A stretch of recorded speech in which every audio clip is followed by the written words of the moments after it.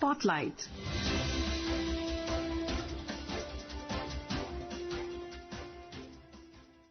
Welcome to today's Spotlight. I'm Arjun Chaudhary, and today we will be discussing about the key cabinet decisions taking place by the Union Cabinet today on highway development. We have with us Shri K.V. Prasad, political analyst, to give us great in-depth understanding of the cabinet decisions taking place today and what its impact is going to be on the economy of India. And today our focus is on the highway projects, two of them. One is, of course, the 6-lane greenfield access control Nashik Solapur project, and the other is the widening and a strengthening of 2-lane to 2-lane with a paved lane of 68,600 to 311,700 kilometers along the National Highway 326 in Odisha. The earlier project, of course, is in Maharashtra, and Odisha are the two beneficiaries of the cabinet decisions today. Mr. K.V. Prasad, a warm welcome to you on this discussion once again. Thank you very much.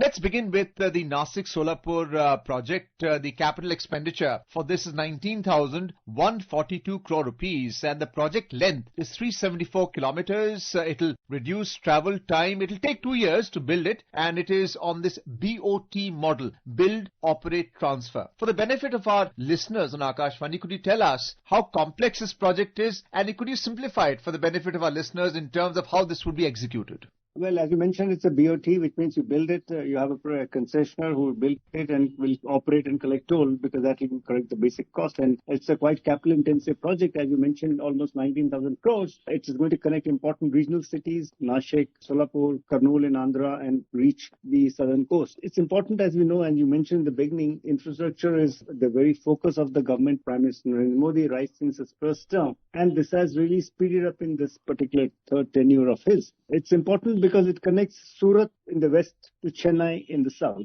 This whole corridor will travel from Surat, Vadodara, Mumbai towards Kurnool in Andhra Pradesh, Bengaluru and Chennai. And we all know Port City in Chennai as a hub. It's doing a lot of turnaround for the cargo that comes via sea. It's a very important intersection. Of course, when you're crisscrossing long kilometers, as you mentioned in terms of the length, you obviously touch a lot of cities and a lot of towns, cutting down time for commute.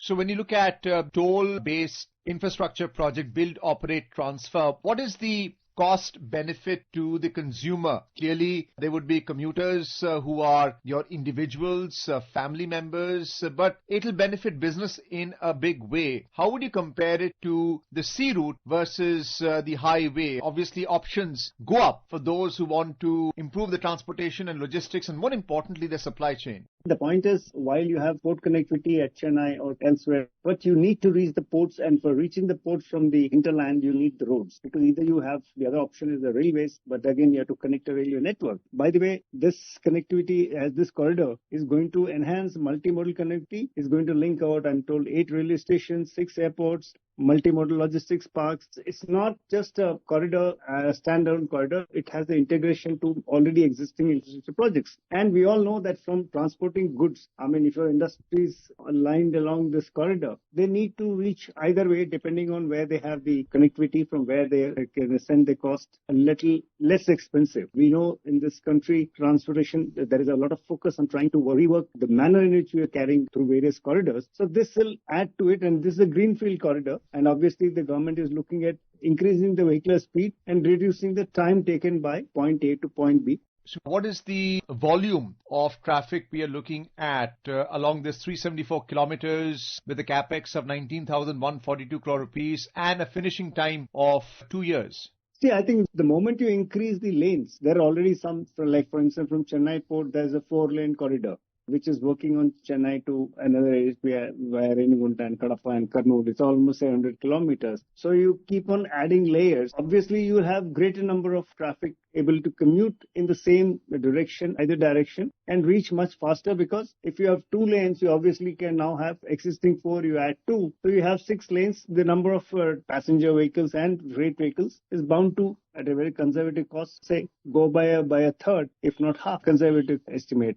K.V. Prasad ji, what's a greenfield project? How is it different from a brownfield project? And this is access control. What does that mean? Well, access control is basically, if you notice since we started this mode of liberalization, governments knew it had limited money to spend on capital projects. So it was utilizing to making sure that private sector comes in, takes charge of the developing infrastructure. And once they develop an infrastructure, they operate it for a certain period of time, which is the concessional period they get, and estimated time in which the cost at which they build and operate the whole project, as we mentioned, the greenfield projects. So it helps the governments to ease making sure infrastructure is available, people benefit out of it. The concessioners who bid and get this concession would allow to operate it, recover their costs and operating costs. And once the costs are recovered, they have the transfer area. You can transfer it to depending on what kind of contracts are done. So when is the transfer likely to take place? Concession is for how long? Because you have to give, clearly, as you mentioned earlier, the concessionaire an opportunity to earn from tolls itself to pay for the project and then give it back to the government. Are we talking about the central government or the state government?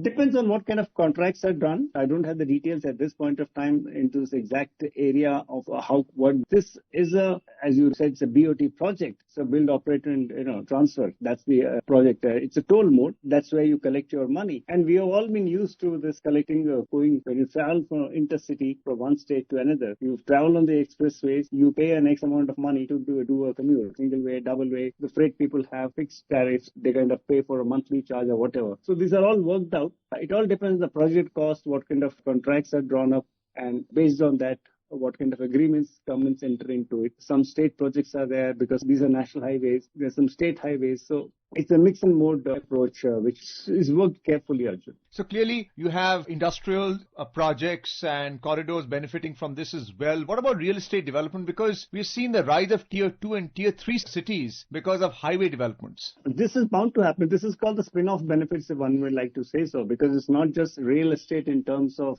developing of, you have education institutions, you have schools, you have colleges, you have whole infrastructure developing in and around highways. If you notice, since both of us are staying close to, in the city of Delhi and the NCR, you notice the highways, on either side of the highway, inhabitants move in.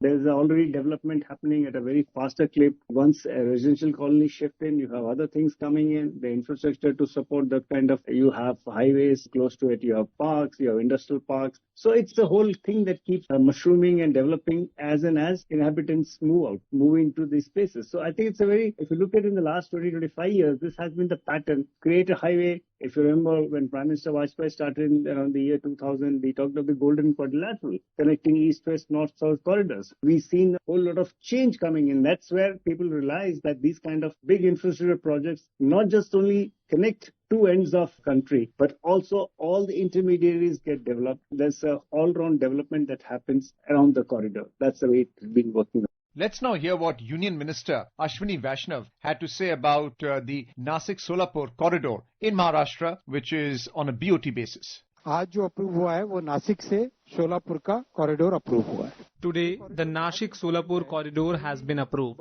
This corridor is very important. It will connect many major cities and several large industrial centers. Its construction will be completed in 2 years. It is a 374-kilometer project and an investment of 19,142 crore will be made in it. So this is the largest value of beauty project ever taken up in our highway system. This project will reduce the distance between Nashik and Solapur by 14% and travel time by significantly reduced by about 45% between Chennai and Surat. Time significantly कम होगी, 45% reduce होगी between Chennai and Surat.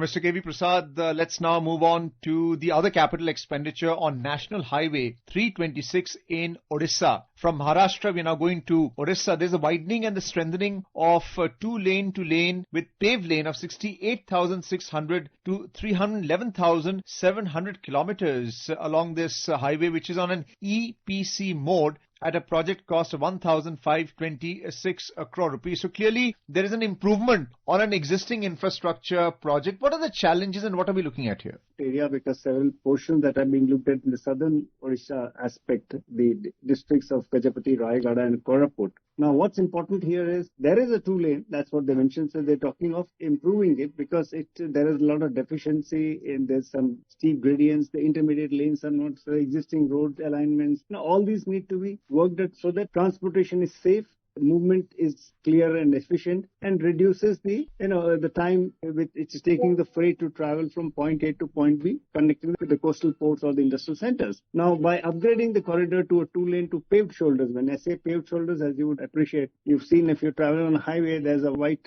laning on either side of the end of the road. That's where you can actually park your vehicle. If there's a problem, you move to the left or move to, depending on where you are. That's where the shoulder area is, where you can, so that you're not obstructing the traffic. The rest of the people want to move at a much faster pace. So this upgradation will improve as it looks, this envisaged to connect the Koraput and Mohana corridor, which will help both the movement of logistics and economic. It will link national highways in that region. And most important, Raipur to Visakhapatnam. Now, Visakhapatnam, as you all know, is again a port city. We have an important connectivity in the southern part of India. And then, of course, I think it also envisages some last mile access to the Gopalpur port in Odisha airport. So already there are some logistic nodes in that area. Industrial towns are already working in parts of Odisha. Important, and one of the most important things is NALCO, the National Aluminium Company, operates at the Hindustan Aeronautics operates in that region. So there are a lot of already ongoing projects. So you're going to move it much faster. So sensitivity is clearly here because NALCO, Hindustan Aeronautics Limited, not only do they provide the finished product of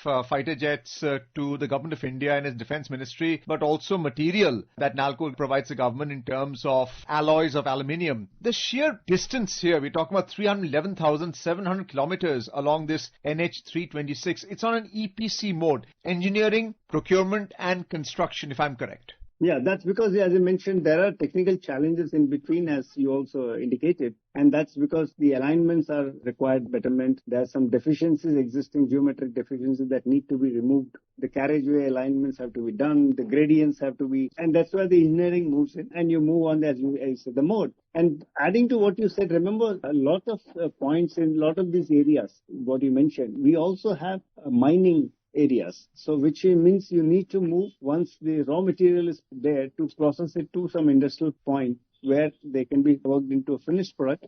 Of course, if somebody is exporting a raw material, you need to give them thoroughfare. So I think all this is going to add to that because the existing, what is now envisaged from 68 kilometers, it will go up to 300 kilometers by way of improvement. That's the way it looks like. So from finished to intermediate, we're looking at raw materials as well. Clearly, Odisha is a key state as far as India is concerned. The national security of India is concerned. Transportation, logistics, supply chain is clearly what is on the mind of the policy makers when they take these cabinet decisions. I think what you said is important. One, as we talked in the beginning, we are talking of Viksit Bharat by 2047. That's about 20 plus years from where we stand. So you need to be on a fast forward mode, on a mission mode to working, making sure. And we also have this ambition and we're working at to bring India on part of the global supply chain, which means you need to have top class infrastructure. When I said infrastructure, you need good seaports, you need good airports, you need good roadways. All these giving a seamless connectivity because what is important in seaports is the turnaround time. You need less time for the ships, cargo ships to come into the port, dock themselves, unload the cargo, load the cargo and leave. There were times when ships would stay anchor in the seas for months, days on end to find a berth. So all these are infrastructure developments required to work. And at the same time, you're also looking at the manufacturing aspect. So if you have to have manufacturing base in the country, you also need to have good connectivity to make sure your material moves much faster in and out as required. Mr. K.V. Prasad, thank you so much for being with us on Akash Vani and explaining to our listeners on great depth and detail the cabinet decisions that were taken place today on highway development, to the multiplier effect it's had on industrial development, tier 2 and tier 3 cities, supply chains for companies looking to become exporters and supply to the domestic market as well, and more importantly, making life for the individual citizen in India as well. Let's not forget the multiplier effect it has on travel and tourism for the average Indian. Thank you so much, Mr. Prasad, for being with us on this program. Thank you very much. Listeners, you can also listen to this program on mobile app News on AIR and our YouTube channel News on AIR Official. Spotlight.